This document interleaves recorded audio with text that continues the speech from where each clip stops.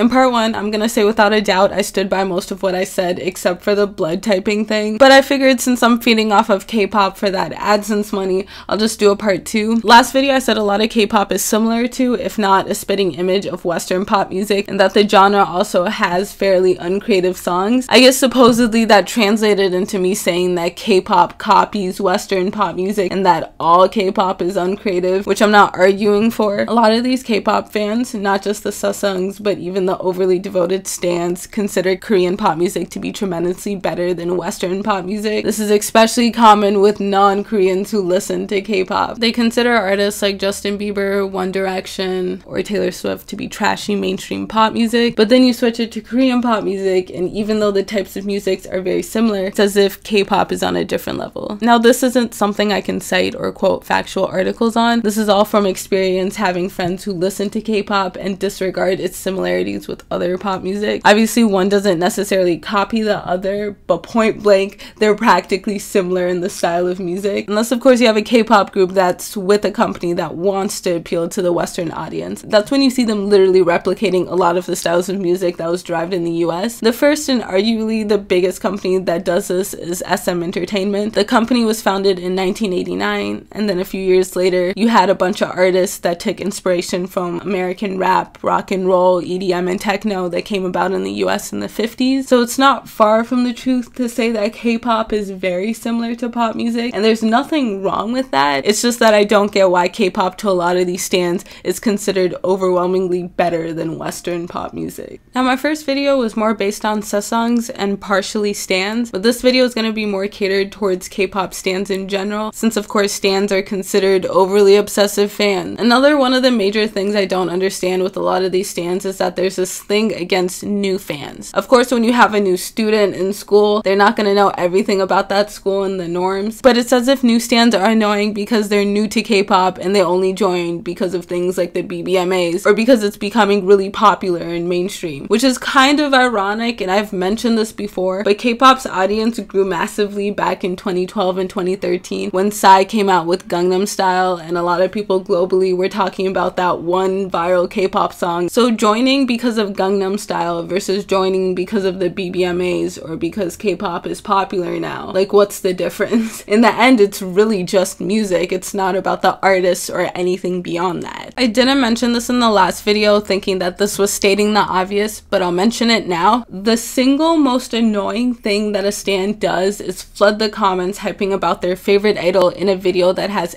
absolutely nothing to do with K-pop or that idol. Like, the video could be a vlog, an unrelated music video, or a video of someone crying because their dog died, and one person will comment something along the lines of, "Is there any armies here? Where are my fellow XOLs?" And the responses to comments like that practically get more replies than the amount of comments devoted to the actual video. Now, granted, it's a comment section and people say whatever they want to say, but when a creator takes the time to put out a video and the comments is just fans hyping about EXO, BTS, GOT7, etc., that's when shit kind of gets annoying. Another thing I want to mention, which is kind of minor but still problematic, is I guess a lot of these stans don't really like the thought of their idol dating someone and pretty much just having a life of their own. Like, there was a singer, I can't really pronounce her name, but she released a song that was composed by this BTS rapper. His name is Suga, and then she made an Instagram post with the caption S saying she loves Spain. And I guess these stans read that and assumed she was dating Suga, and the large majority did not like that idea. The entire post was just flooded with hate comments of BTS stans just attacking her, and I guess shit like this happens to a lot of K-pop artists, especially with a lot of their overly devoted fans, which again, it's something I really don't understand. Some of the armies who are clarifying the situation were also writing these haters off as BTS antis to rationalize the situation, which I also don't get, because you have to have a crazy but serious form of devotion and attachment to your idol if you hate the thought of them dating anyone else. Beyond that, in the previous video, I talked about learning to play the piano because Suga plays the piano is problematic. A lot of K-pop stans and Korea drama stans do things solely because their idols do it, so I get why playing the piano because Suga inspires you is not problematic. This is a weaker but valid example of those who will do things to try and impress their idol. They will learn Korean to impress their idol. They will learn to play an instrument to try and impress that idol. Or they'll dress and behave as if a native Korean would solely because of that idol and not because they want to learn the art of playing the piano or because they want to learn the Korean culture without rejecting their own. Like, think about it this way. If you're learning to play soccer because Neymar Jr. plays soccer and you love Neymar Jr., so you're gonna do whatever impresses him, yeah, you're learning a skill and you're not harming anyone, but what if you stop liking Neymar Jr.? Or what if Neymar Jr. stops playing soccer? Is your dedication to it gonna fade? But again, to each his own. If you want to learn to play the piano to impress your favorite idol, it's not the end of the world. But this leads me to the next reason why a lot of K-pop stans are over the top, in my opinion. A lot of them are considered what's apparently called Koreaboos, people who want to be Korean, who want to act Korean, and it's not even something as wanting to learn the Korean culture. It's like they have this explicit need to reject their own identity and background and just pretend as if they're Korean. It comes from an obsession with Korean culture that was either caused by K-pop, Korean dramas, Korean sports, etc. Kind of like transracial people who, for example, you'll have a white person who thinks they're black and vice versa. And undeniably, Koreaboos became a thing after Gangnam Style came out, and the obsession has been growing since. Call it assimilation, call it adaptation, it's obsessive either way. And I think a lot of it comes from people not getting the fact that just because you listen to BTS's music or EXO's music, or you like to watch Korean dramas or sports, does not mean that you know the actors, you know the artists, you know the sports players and their cultural background. K-pop and Korean dramas are a part of Korean culture, but they're not Korean culture in its entirety. So just because you listen to the music or watch the shows does not mean you know a shit ton about Korean culture and their norms. And hopefully people aren't becoming this obsessed with Korean culture to impress their favorite Korean idols. And lastly, this is just a disclaimer that I hate putting out, but I feel that it's necessary. I really thought it was fairly obvious that I wasn't saying that all K-pop fans do this stuff and that all K-pop fans are obsessive. The title is just for people who don't give a shit about K-pop to understand what the video is kind of based on, because not everyone knows what a sesong is. But I guess it takes someone putting a fucking disclaimer and tattooing it on their head for people to see that I'm not generalizing all K-pop fans. I myself listen to K-pop and admire a lot of these artists, and I know that there are a lot of mellow people out there who are K-pop fans who just admire the music and style and they aren't obsessed about any of it. But this video is solely based off of the obsessive stans, hence the fucking title. Beyond that, I unironically know I'm on some kind of level of ignorance, but I'm not on the kind of level of ignorance that assumes K-pop fandoms aren't the only fandoms with crazy fans. And for fuck's sakes, I'm not on the level of ignorance that assumes everything revolves around Western culture and the US. This video and my previous video are pointing out fucking trends. They're obviously not applicable to every single fan. If they were, I wouldn't be anywhere near K-pop.